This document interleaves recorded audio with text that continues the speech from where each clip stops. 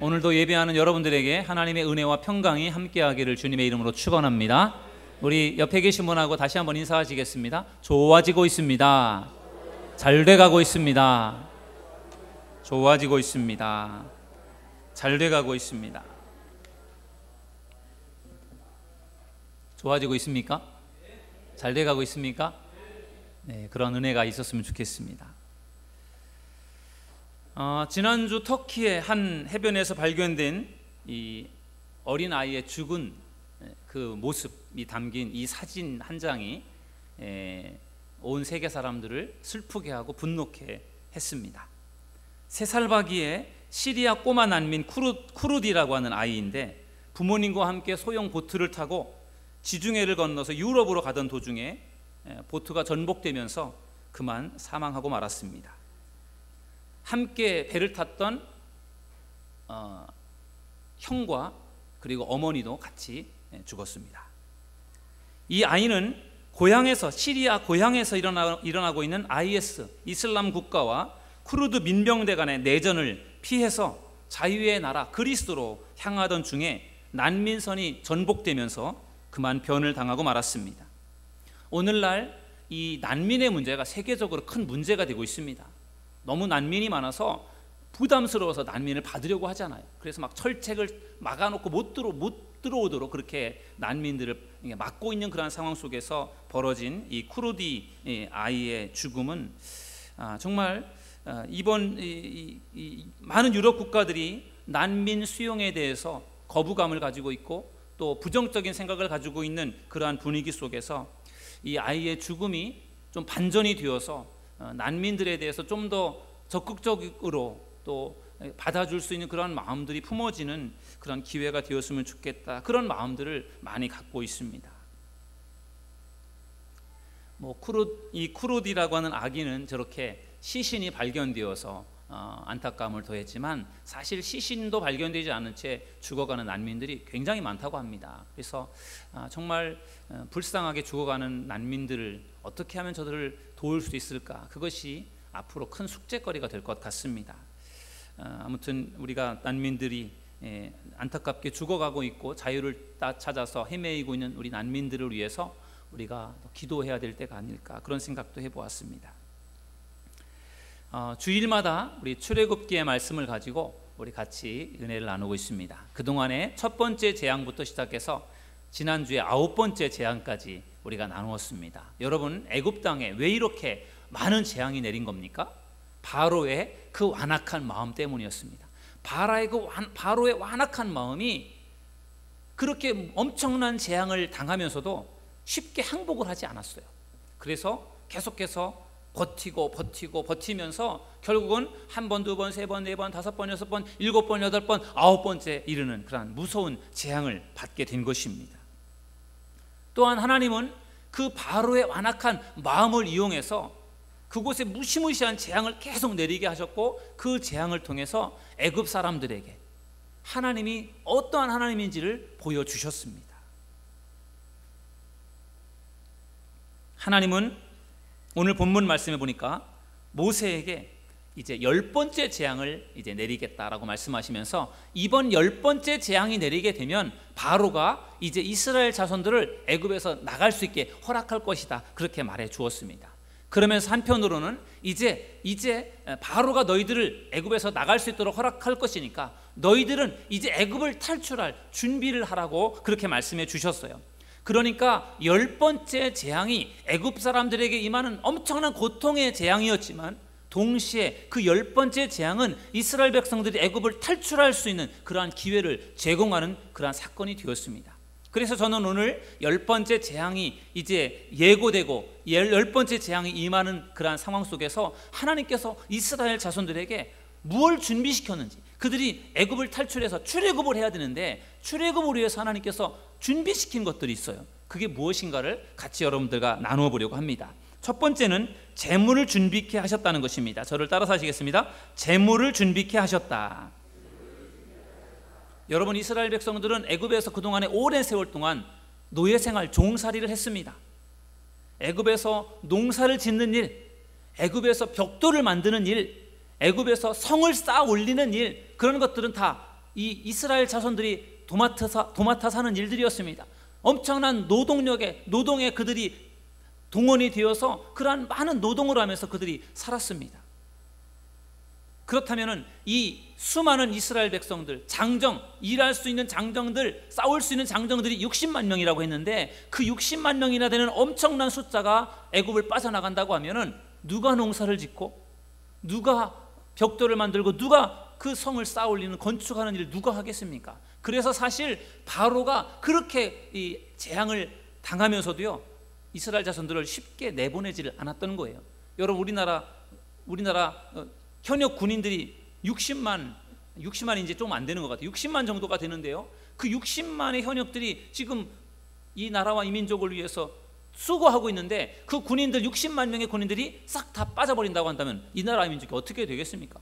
난리가 나겠죠. 그렇게 생각할 때 60만 명이나 되는 이 장정 이스라엘 백성들, 그리고 모든 그러한 이스라엘 자손들 합하면 200만 명 정도가 되는 이 사람들이 애굽에서 나간다라고 하는 것은 정말 이것은 바로 왕으로서는 감당하기 어려운 일이었습니다.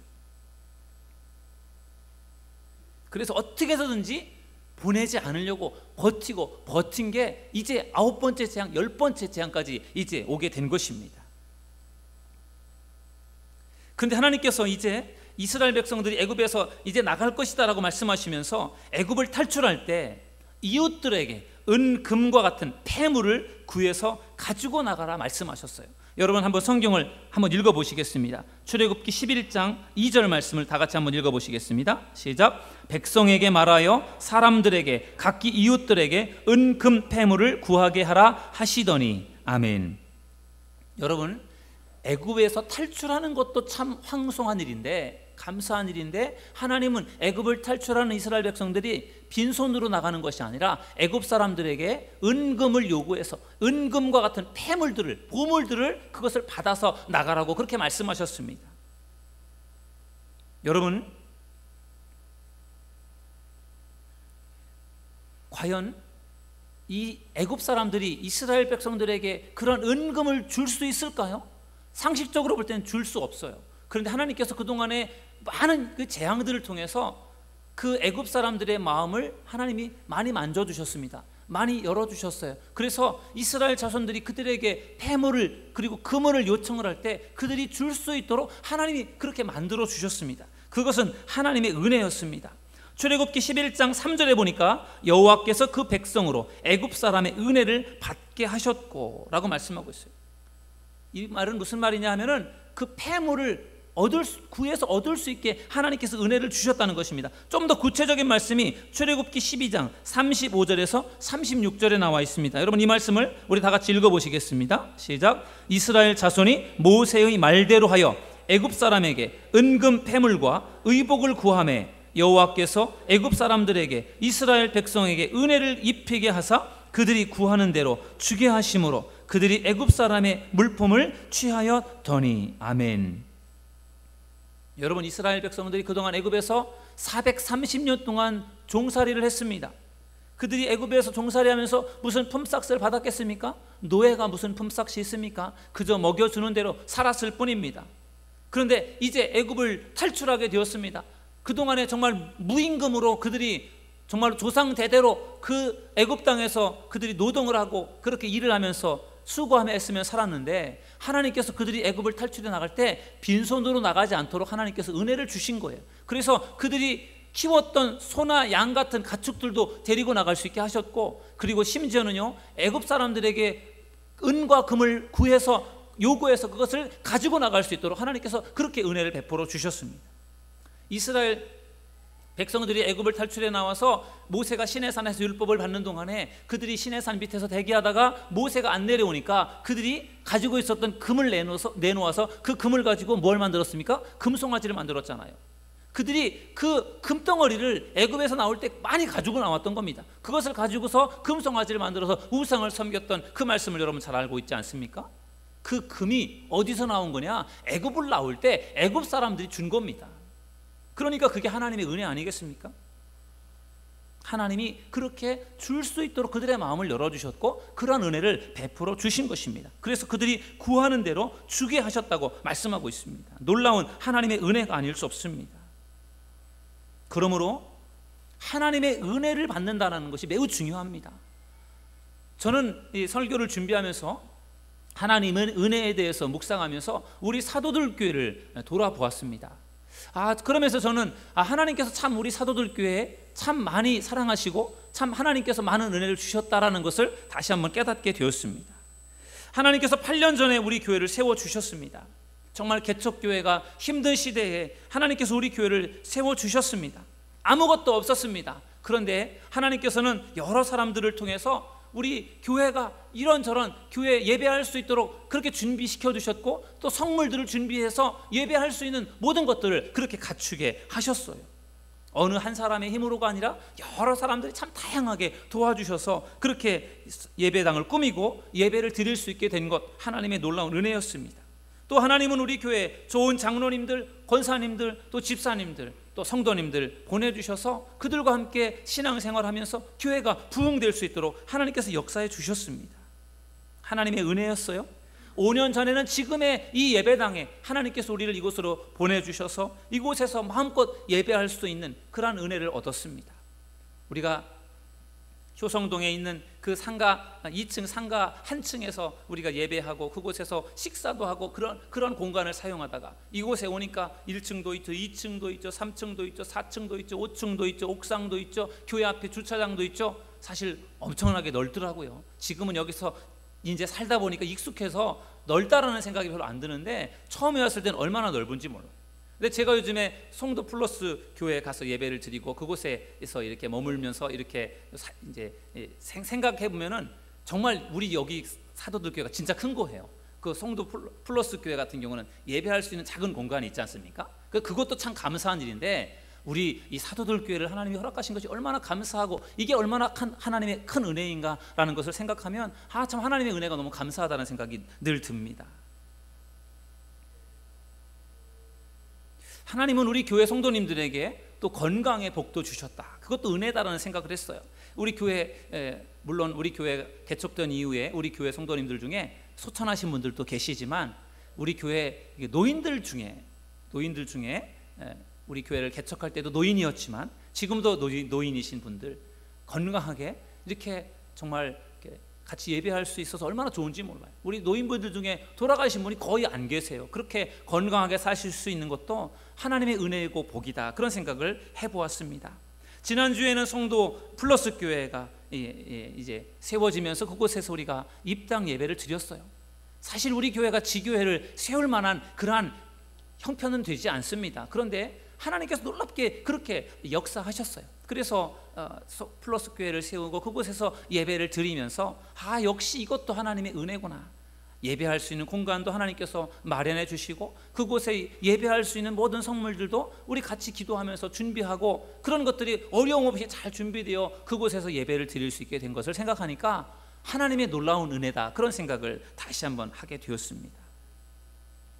여러분, 우리는 참 연약하고 부족한데 하나님께서 참 많은 은혜를 주셨다라는 생각을 하게 됩니다.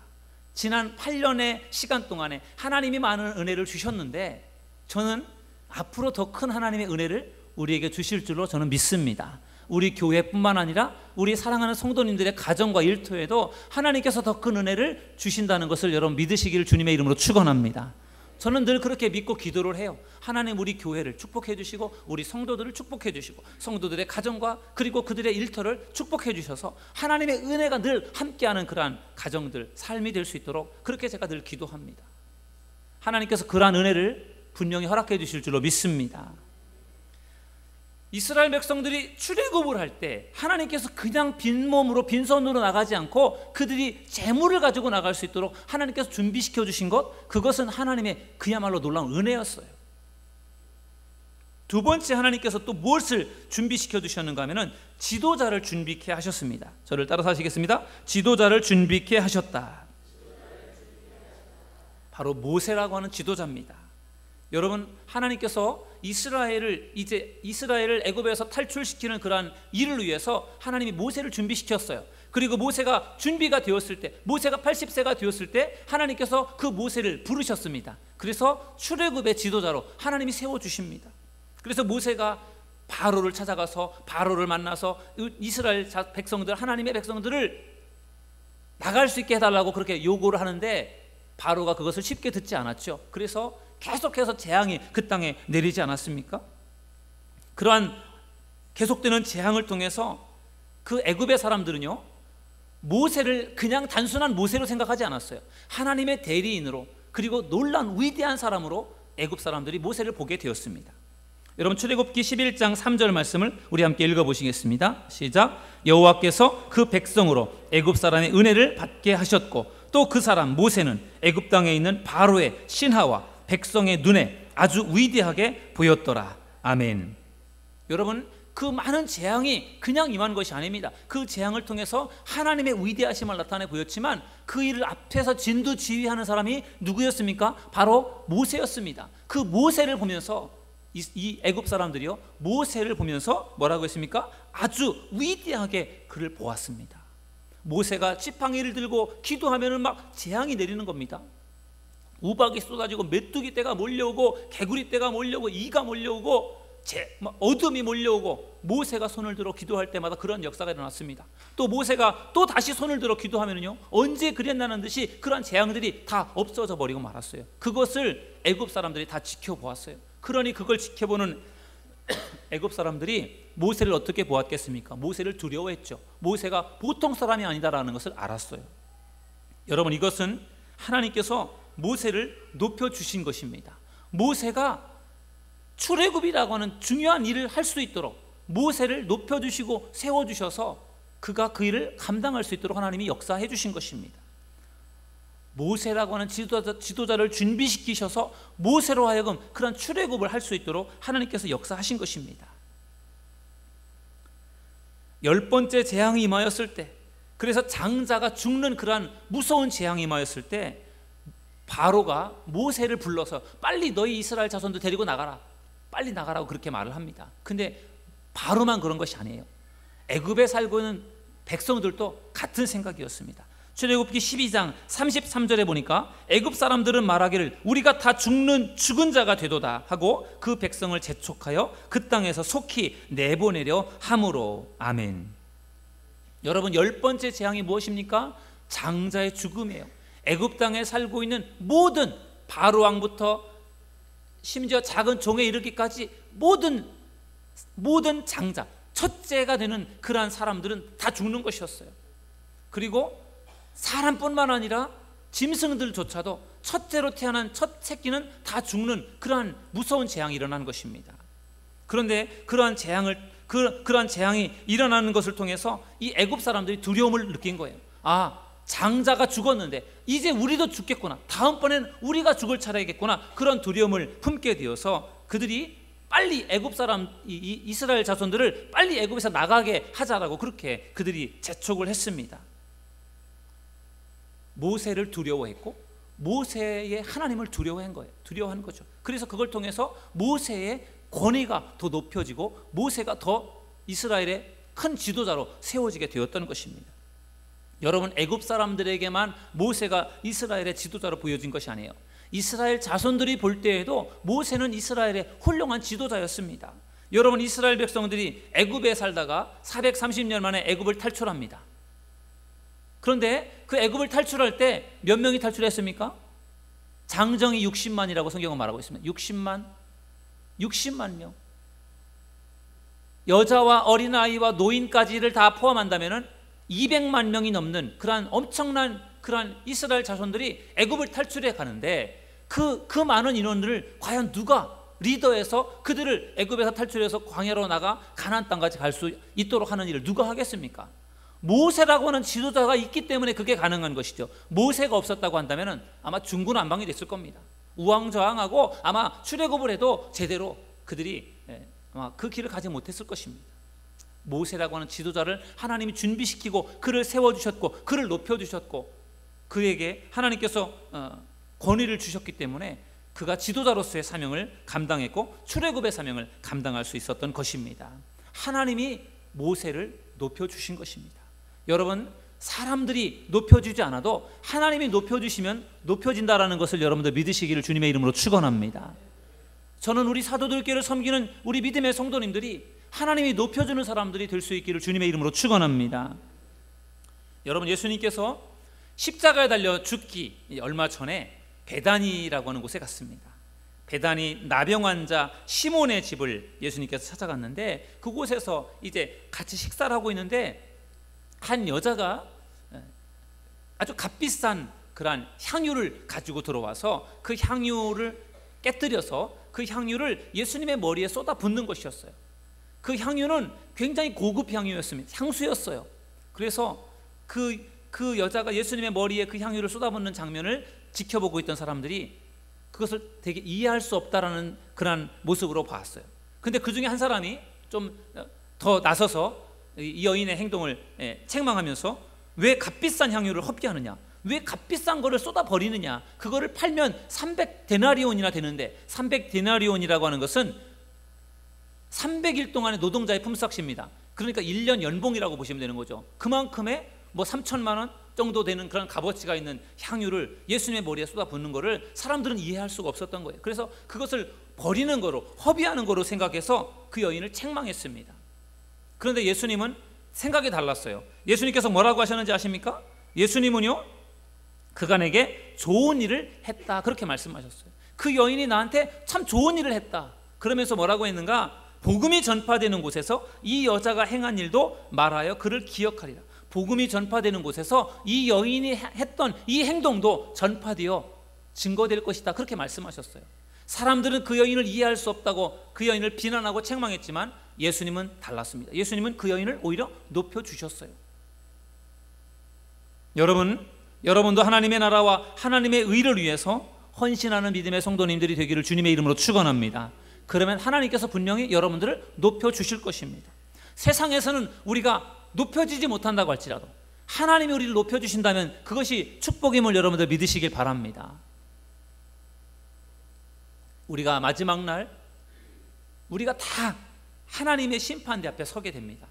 그곳에 설 때 하나님께서 착하고 충성된 종이라고 칭찬하는 사람이 있고 인정하는 사람이 있고 악하고 게으른 종이라고 책망하는 사람이 있습니다. 하나님 앞에 설 때에 착하고 충성된 종이다, 잘했다, 그렇게 칭찬받고 인정받는 믿음의 성도님들이 되시기를 주님의 이름으로 축원합니다. 그것이 아마도 우리에게 가장 기쁨이 아니겠습니까? 하나님은 출애굽을 통해서 모세라고 하는 지도자를 준비시켜 주셨고 모세를 통해서 출애굽의 그 사역을 감당하게 하셨습니다.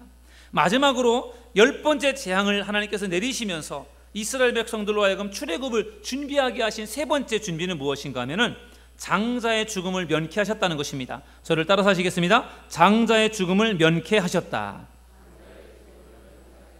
여러분, 10번째 재앙, 그동안에 9가지의 재앙이 그 땅에 임하였지만 이 10번째 재앙만큼 무서운 재앙은 없어요. 10번째 재앙은 장자의 죽음입니다. 이 장자의 죽음이 모든 애굽 사람들의 가정마다 다 이 사건이 일어난 겁니다. 모든 집집마다 사람이 다 죽은 겁니다. 자식이 다 죽은 거예요. 그러니 그게 얼마나 큰 고통이겠습니까? 무서운 재앙이었습니다. 그런데 하나님께서는 이스라엘 자손들이 그 10번째 재앙을 면케하셨어요. 여러분, 출애굽기 12장 3절을 우리 함께 읽어보시겠습니다. 12장 3절입니다. 시작. 너희는 이스라엘 온 회중에게 말하여 이르라. 이달 열흘에 너희 각자가 어린 양을 잡을지니 각 가족대로 그 식구를 위하여 어린 양을 취하되. 아멘.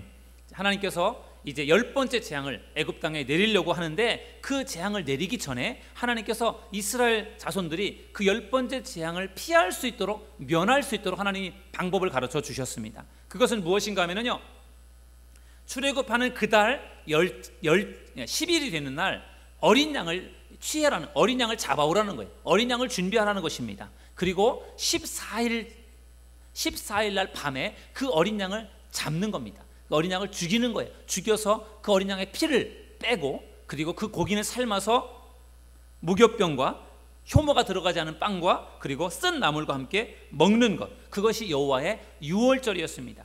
그리고 그 어린 양의 피를 가지고 무엇을 하느냐? 그 어린 양의 피를 가지고요, 그들의 그 집 좌우에 문설주와 임방에다가 그 피를 뿌리는 것이었어요. 피를 바르는 것이었습니다. 그럴 때 거기에서 놀라운 기적이 일어났습니다. 출애굽기 12장 13절에 보니까 내가 애굽 땅을 칠 때에 그 피가 너희가 사는 집에 있어서 너희를 위하여 표적이 될지라. 내가 피를 볼 때에 너희를 넘어가리니 재앙이 너희에게 내려 멸하지 아니하리라. 아멘. 여러분, 하나님께서 10번째 재앙이 애굽 땅에 임할 때 이스라엘 자손들에게는 그 재앙이 임하지 않도록 준비시키신 거예요. 그게 무슨 준비였습니까? 어린 양의 피를 문에 바르는 것이었어요. 그러면은 죽음의 사자들이 그 애굽 땅을 다니면서 다 장자들을 죽이는 그때 그 어린 양의 피가 발라져 있는 그 집의 대문으로 죽음의 사자가 들어가지 않아서 결국은 그 집에 죽음의 어떤 그러한 그 재앙이 임하지 않았다는 것, 장자가 죽지 않았다는 것입니다. 그러니 이것이 얼마나 놀라운 일입니까? 어린 양의 그 피가 결국은 그 장자의 죽음을 막은 것입니다. 여러분, 그러면은 이 어린 양의 이 피가 무엇입니까? 무엇을 상징합니까? 바로 예수 그리스도의 피를 상징하는 겁니다. 예수 그리스도의 피를 통해 우리가 살지 않았습니까? 예수님의 그 피가 우리의 죄를 씻어내지 않았습니까? 우리의 죄를 용서하지 않았습니까? 그래서 우리가 예수님을 믿는 것 아니겠습니까? 여러분, 예수님의 피가 여러분의 죄를 용서하고 여러분을 살리는 힘이 있다는 사실을 믿으시기를 주님의 이름으로 축원합니다. 그래서 예수님의 피가 바로 이 어린 양의 피와 같은 것입니다. 하나님께서 애굽 땅에 마침내 10번째 재앙을 내렸습니다. 그 10번째 재앙으로 말미암아 애굽 땅에 큰 부르짖음이 있었는데 죽음을 당하지 않은 집이 하나도 없었다라고 말할 정도로, 출애굽기 12장 30절에 보니까 죽음을 당하지 않은 집이 한 집도 없다고 말할 정도로 모든 집에서 사람이 다 죽은 겁니다. 그러니 얼마나 이것이 참 고통스러운 일이었겠습니까? 멀쩡하던 큰아들이 죽었습니다. 집집마다 그 우는 소리가 끊이지 않았습니다. 그런데 놀라운 사실은 이스라엘 백성들이 살고 있는 그 고센 땅에는 그러한 죽음의 재앙, 10번째 그 장자의 죽음의 재앙이 임하지를 않았다는 것입니다. 왜 그렇습니까? 그들이 그 재앙에서 벗어날, 재앙을 면할 수 있도록 준비했기 때문에 그렇습니다. 어린 양의 피를 발랐기 때문에 그 죽음이 그들에게 임하지 않았던 것입니다. 그러니 이것이 얼마나 큰 능력이고 얼마나 놀라운 은혜입니까? 바라기는 여러분들의 가정에도 이러한 하나님의 은혜가 임하기를 주님의 이름으로 축원합니다. 여러분, 우리가 살고 있는 이 시대 말세지말이라고 그렇게 말합니다. 말세라고도 안 합니다. 말세지말, 말세 중에서도 또 말세다라고 그렇게 말을 합니다. 말세가 되면 도처에서 기근과 지진과 같은 그러한 많은 재앙들이 일어난다고 했습니다. 그렇다면 우리가 이 말세지말을 살고 있는 우리들이 이 마지막 때에 어떻게 하면서 살아야 됩니까? 우리가 어떻게 해야 이 시대에 밀려오는 이러한 재앙을 우리가 물리칠 수 있을까요? 재앙으로부터 어떻게 우리가 안전할 수 있을까요? 여러분, 에베소서 6장 13절 말씀을 우리 함께 읽어보시겠습니다. 다 같이 읽습니다. 시작. 그러므로 하나님의 전신갑주를 취하라. 이는 악한 날에 너희가 능히 대적하고 모든 일을 행한 후에 서기 위함이라. 아멘. 여러분, 말세에 마귀를 대적하고 악한 영들을 대적하고 그리고 우리가 정말 영적 전쟁에서 승리하는 비결, 그것은 바로 하나님의 전신갑주를 입는 것임을 믿으시기를 주님의 이름으로 축원합니다. 머리에는 구원의 투구를, 가슴에는 의의 호심경을, 허리에는 진리의 허리띠를, 발에는 평안의 복음의 신발을, 왼손에는 믿음의 방패를, 오른손에는 말씀의 검을 들고 항상 성령 가운데 기도하는 삶을 살아갈 때 하나님께서 어떠한 상황 속에서도 우리에게 승리할 수 있도록 축복해 주실 줄로 믿습니다. 오늘 애굽 땅에 임한 10번째 재앙, 장자의 죽음에 대해서 말씀을 나누었어요. 애굽 땅에는 10번째 재앙으로 장자가 죽는 무서운 재앙이 임하였지만 이스라엘 백성들에게는 그런 재앙이 임하지 않았습니다. 오히려 이스라엘 백성들은 그 10번째 재앙을 통해서 애굽을 탈출할 수 있는 은혜를 얻게 되었습니다. 하나님은 애굽을 탈출할 수 있도록 준비시키셨습니다. 재물을 준비할 수 있게 하셨습니다. 그리고 지도자를, 모세라고 하는 지도자를 준비시켜서 모세를 중심으로 애굽을 탈출하게 하셨습니다.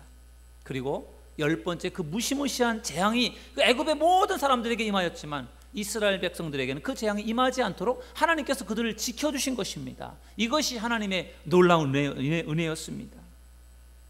무서운 재앙 속에서도 하나님은 이스라엘 백성들에게 은혜를 베풀어 주신 것입니다.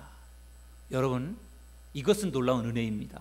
저는 우리 사도들 교회와 우리 성도님들의 가정과 삶 속에 항상 하나님의 은혜가 넘치는 삶이 될 수 있기를 주님의 이름으로 축원합니다. 아무리 주변의 상황이 힘들고 어렵다고 할지라도 우리 사도들 교회 성도님들이 사는 그러한 가정에서, 일터에서, 우리 교회에서는 항상 하나님의 은혜가 넘치는 그런 축복이 있기를 주님의 이름으로 간절히 축원합니다. 기도하겠습니다.